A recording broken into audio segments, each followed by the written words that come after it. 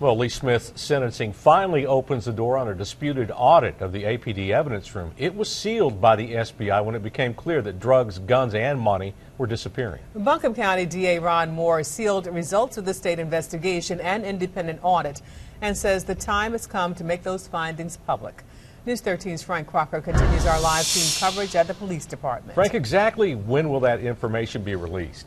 Well, Larry, as we've been reporting for more than 3 years now, Ron Moore has always argued that rules of professional conduct prevented him from doing that until the Lee Smith case was resolved. And even though that happened today, we will not see a copy of that 15-volume audit until Thursday afternoon at 2 o'clock. Now, here's the reason.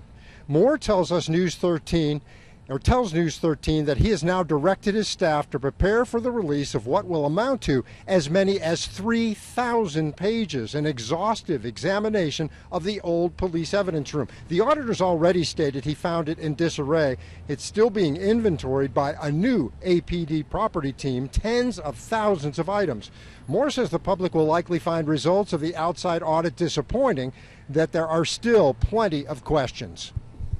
However, I'm also going to deliver the city their copy on Thursday, so this will become the mayor's problem, the city council's problem, the city manager, and the police chief's problem. And they will have to look, hopefully they'll all read all 15 volumes like I did and figure out what the issue is and what issues they need to deal with going forward.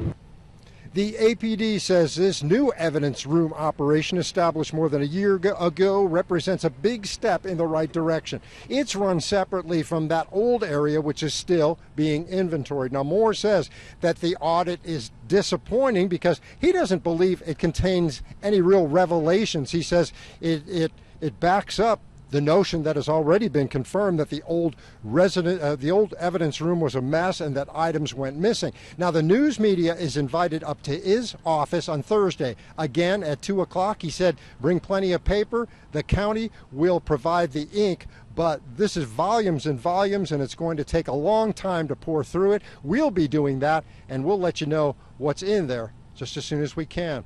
Reporting live in Asheville, Frank Crocker, News 13.